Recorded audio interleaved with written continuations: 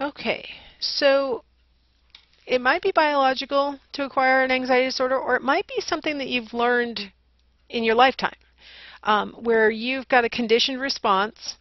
Um, Either it was rewarded or it was learned through classical conditioning, and you've taken that response that is appropriate for one object and actually transferred it. You overgeneralized it to another object. Now, how would that occur?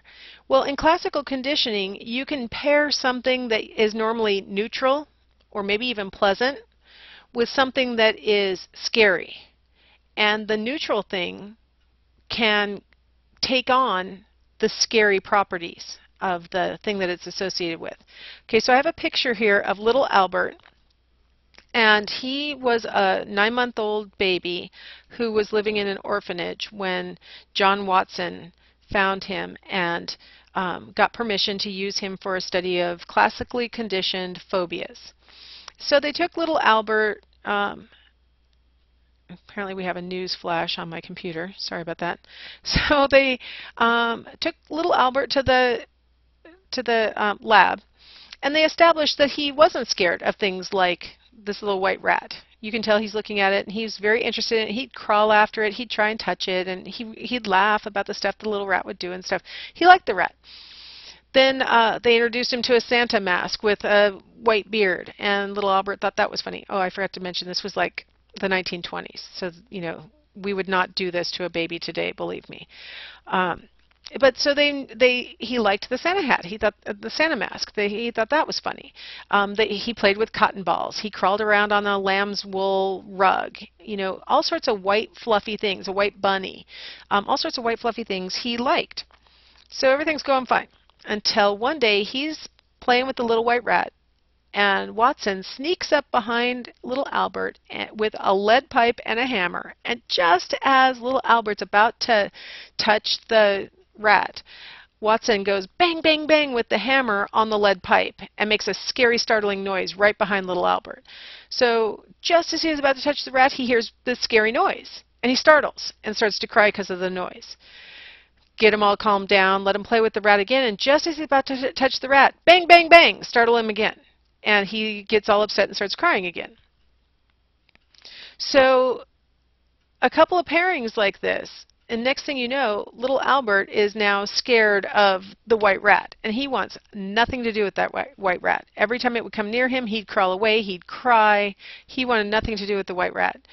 Then they gave him the opportunity to play with cotton balls. He wanted nothing to do with the cotton balls. He wanted nothing to do with the lamb's wool rug. When Watson held the Santa mask up to his face, which previously had made little Albert giggle, little Albert started crying. He didn't want anything to do with that white bearded mask, right? So there's all these things that he used to like that had been neutral to pleasant have now gotten paired and actually overgeneralized with the scary noise, and now he's terrified of them. He's phobic of them, wants nothing to do with them. The sad part about this story is that Watson had intended to go through an extinction procedure so that little Albert would lose his fear, and little Albert got adopted and never got extinguished. So I just recently heard that little Albert died fairly young, and I just heard that and have not independently verified it. So, because when I was in grad school, we always were joking that, you know, just think he's probably 70 by now, and because I was in grad school in the 90s, I'm like, he's probably in his 70s, probably has, you know, white hair, and it scares himself every time he looks in the mirror. But that's the idea of how you could pair something neutral with something scary and end up with a phobic response, an irrational fear of something that you normally would like. Now, other researchers attempted to create classically conditioned responses in older people, in college students, for example, and you don't condition like that. You know enough to realize that the loud noise didn't come out of the rat, for example. And so it seems like there might be a critical period for the formation of classically conditioned phobias, and that maybe it's something that happened very irrationally when we were younger, and now we carry with us this intense fear. There's also the issue of observational learning, that when we see, now, like I mentioned before, if you got bit by a rattlesnake and now you're scared of snakes, that would be considered normal. That's completely, I mean, we would probably think it was bad if you got bit by a rattlesnake and weren't scared of snakes now. That's called just regular learning, right? Observational learning is lumped in here as an example of how you can acquire anxiety disorders, because a lot of times we see what happens to somebody else and we extrapolate it to ourselves and maybe even blow it out of proportion and worry that something maybe even worse would happen to us. So we see somebody get bit by a dog, and then we become intensely scared of dogs because we feel like maybe not only would we get bitten, but maybe we would like really get torn up or something. And so we're like, I don't want anything to do with dogs. Maybe that person was lucky and only got that to happen to them. It might be worse for me. Here we have some monkeys that are displaying observational learning and are clearly, they look scared, right? These monkeys are seeing something bad happen to somebody, one of their peers, and they're all clinging to each other and don't want the bad thing to happen to them. This kind of observation can generate anxiety that the thing that you have seen happen could at any time happen to you. And that can fuel generalized anxiety disorder, where you're just always waiting for that bad thing to happen.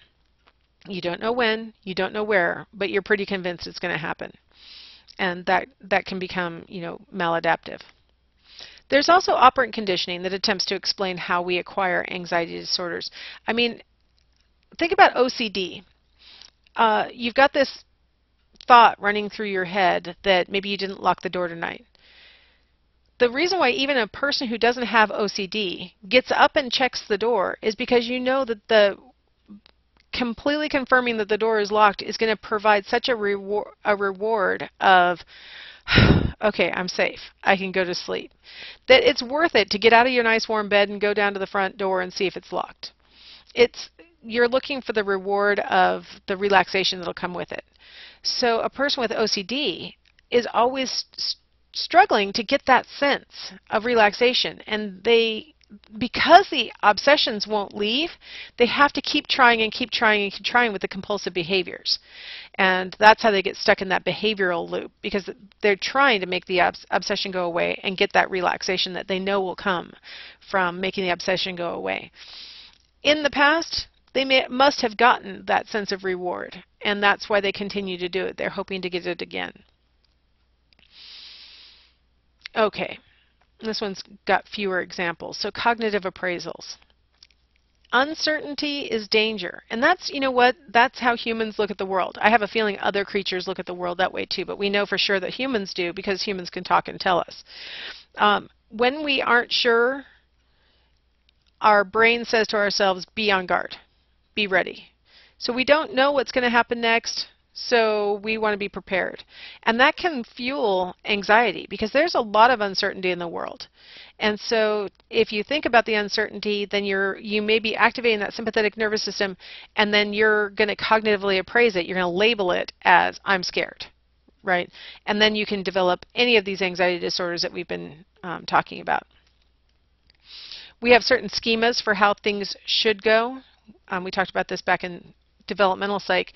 You have like these mental frameworks of what tends to happen in life and who is friend and who is foe and what situations are safe and what ones are dangerous. These cognitive appraisals feed our schemas, and then we start to think that normally benign situations might be dangerous, or normally benign people might be dangerous. Things like that. And we can start to develop phobias. We can start to become obsessed with avoiding certain situations, things like that.